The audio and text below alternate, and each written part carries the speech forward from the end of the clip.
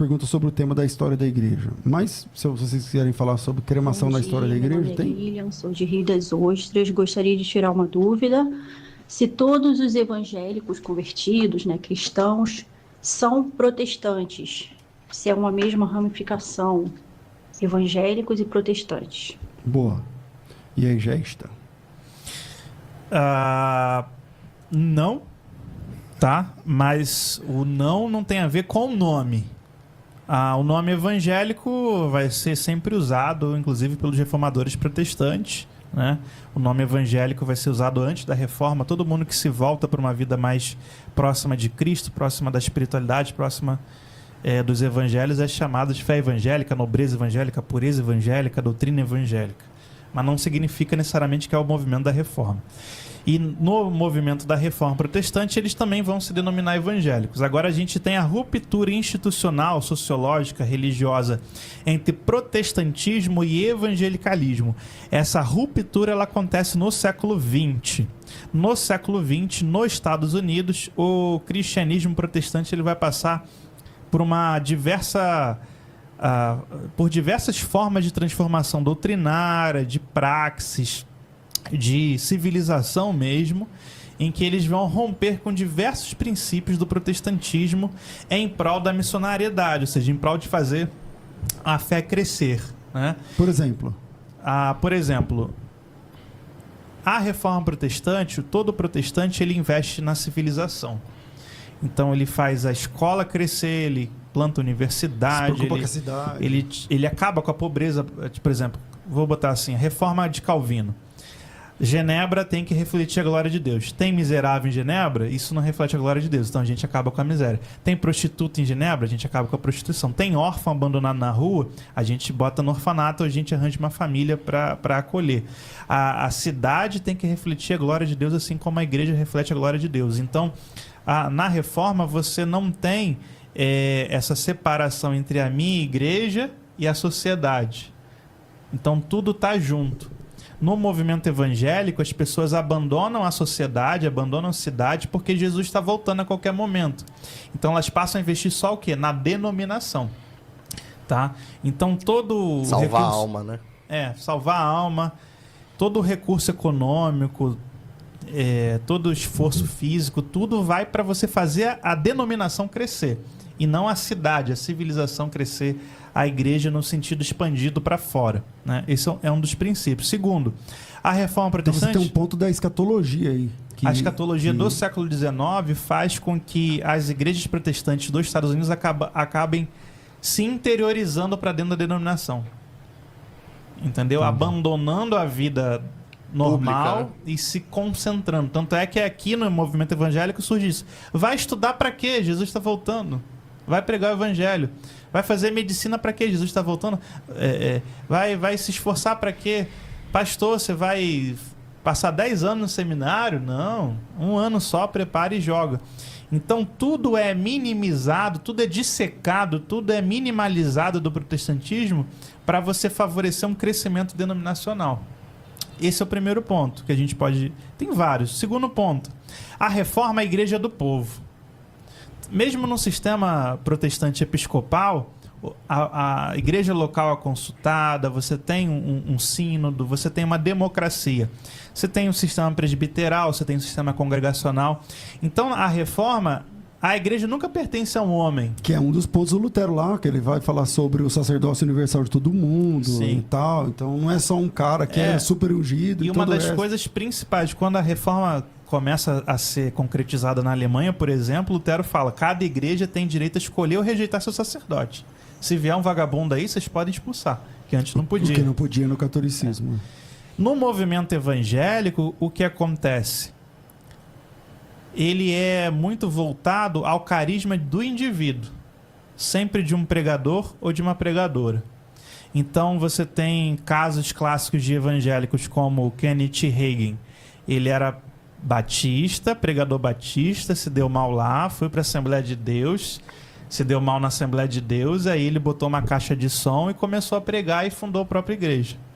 Então Kenneth Hagin, Oral Roberts, o indivíduo ele vai ser mais importante que a igreja.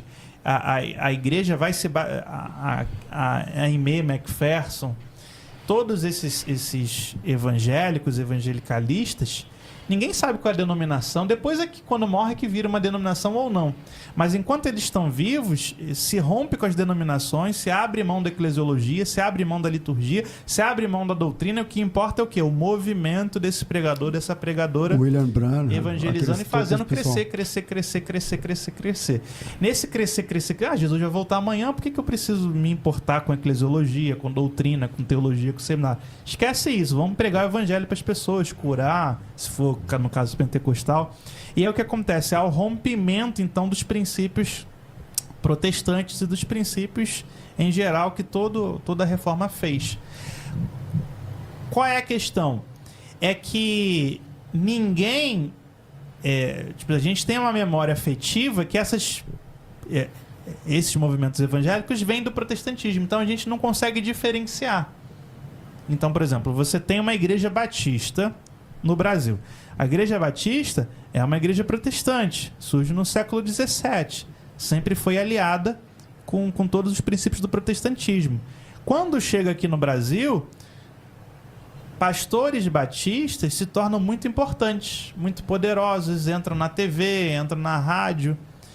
Eles acabam se tornando às vezes mais famosos que a denominação. Quando eles começam a pregar algum tipo de coisa que a denominação não gosta, entra em conflito, o que ele simplesmente faz? Sai da denominação, faz a igreja dele, faz a própria denominação e rejeita tudo aquilo que vem, né, do protestantismo anterior. Então, se tinha um conselho de irmãos que governava a igreja, demite esse conselho. Tudo vai pro CPF do cara, tudo vai pro CNPJ. Então, esse é outro... episcopal no outro nível de episcopalismo, né? Até personalismo, né? Porque até o episcopalismo tem eleição. A igreja católica, o Papa é eleito, né? A igreja cópita, ele é o Papa eleito, é sorteado. Mas uma vez eleito, acabou também, entendeu? Sim, mas aqui não é. Você funda a sua igreja e ela é sua. Não é nem um episcopalismo, é uma coisa empresarial. É um personalismo. É um personalismo. É uma coisa. Vamos lá, tem mais... Quer falar, Ian? Então, o que eu ia complementar é justamente isso. A reforma, ela cria um modelo de cristianismo que é confessional.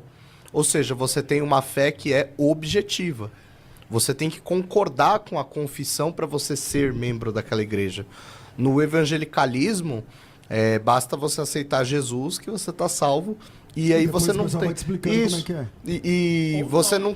ou não, né? Você não tem uma fé objetiva. Porque, por exemplo, as igrejas evangélicas hoje, você vê um movimento de aproximação, de tentar voltar a esse modelo mais confessional. E o que elas estão fazendo? Elas estão debatendo as doutrinas. Porque a igreja não tem a doutrina pronta. Ela não recebe ela não herda essa doutrina. Ela está construindo ela. Então, é uma fé que ela é subjetiva, por assim dizer. Mas essa luta de construção doutrinária nunca deu certo, né? No sentido de que pega aí os concílios, pega aí os... Entendeu? Então, quando eu falo nunca deu certo, nunca há uma unidade em todos os patriarcados, por exemplo, sobre tudo. Sim, né? sim. Então, você tem... Mas você concorda que dentro de um modelo confessional você tem um norte?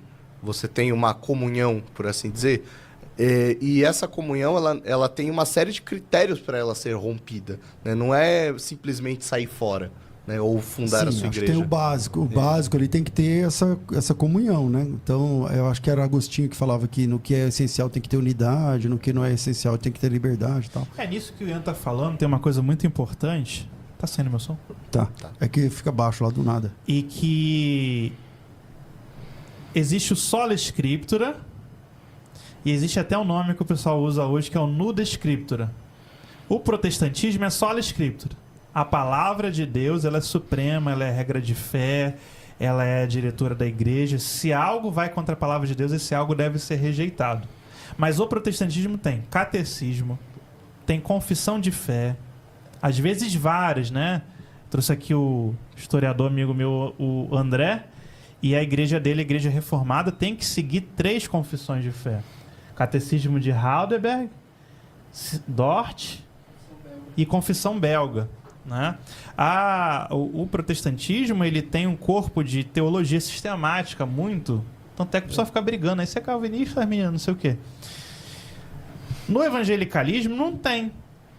Tipo assim, só preciso da Bíblia. É eu abrindo a Bíblia ali, o que aparecer eu prego, o que aparecer eu entendo. Eu seria o nudo scriptura. Eu não preciso de fórmula de fé, eu não preciso de declaração doutrinária, eu não preciso de catecismo, eu não preciso de confissão, eu não preciso de teologia sistemática. Ainda tem um pior.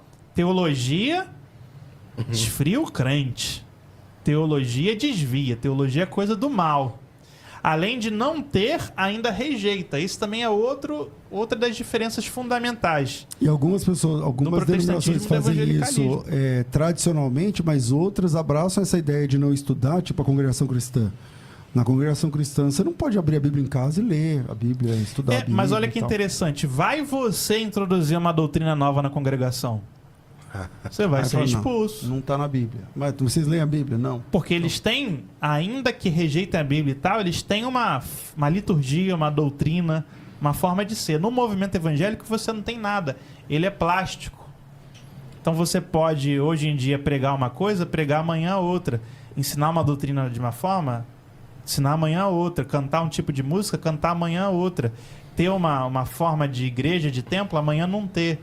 Então é quase que a própria pós-modernidade o evangelicalismo. Ele não tem forma, ele se adapta ao que está no momento. Por isso que hoje tem parede preta, amanhã tem coach, depois de amanhã igreja vai ser de outra luxo, coisa. Área VIP. Igreja tem que vir de roupa creme. Tem de tudo. Vamos lá, solta mais uma aí.